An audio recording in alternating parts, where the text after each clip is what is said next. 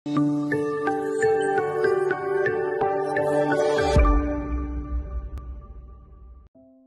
Ibu, Saudara-saudari yang terkasih, salam jumpa lagi dalam kasih Kristus bersama saya Romo Ansel Olasoni dalam Renungan Harian Jumat tanggal 5 November 2021 pada hari Jumat pertama.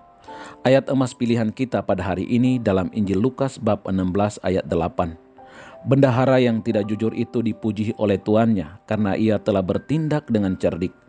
Sebab anak-anak dunia ini lebih cerdik terhadap sesamanya daripada anak-anak terang. Ada satu perumpamaan yang unik diungkapkan oleh Yesus pada hari ini. Seorang bendahara yang tidak jujur dipuji karena kecerdikannya. Apa yang kita pelajari dari perumpamaan ini? Yang pertama, cerdik tetapi bodoh harus dihindari. Menjadi bendahara berarti mendapat suatu kehormatan tersendiri karena dipercayai mengelola harta. Bahkan bendahara memiliki kuasa untuk mengatur harta kepemilikan tuannya.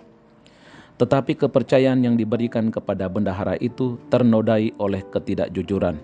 Bendahara itu telah menyalahgunakan kepercayaan tuannya. Akhirnya tuannya meminta pertanggungjawaban atas segala kepemilikan yang dipercayakan kepada bendahara itu. Tuhan mempercayakan anugerah dan berkat-Nya bagi kita, entah itu hidup kita, anak, keluarga, harta, bahkan firman-Nya juga dipercayakan bagi kita untuk kita jaga dalam hidup kita sehari-hari. Bagaimana kita memegang kepercayaan yang Tuhan berikan kepada kita, suatu saat akan dipertanyakan oleh Tuhan sendiri.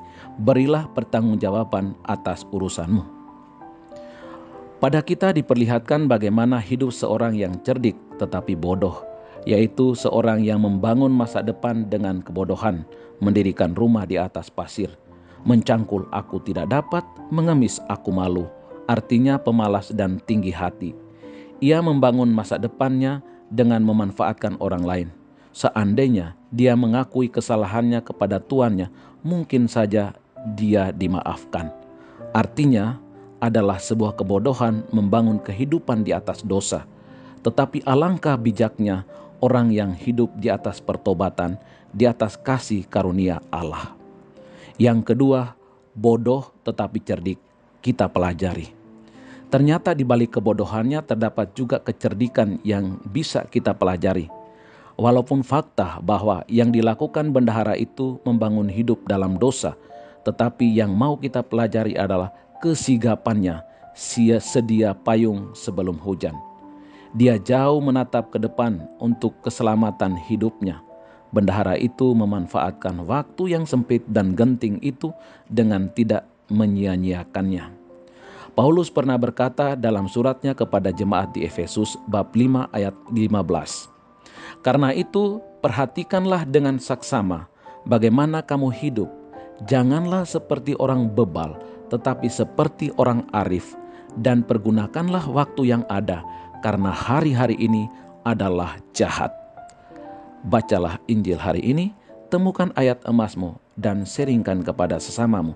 Salam teriring doa dan berkatku dari Palembang. Tuhan memberkati.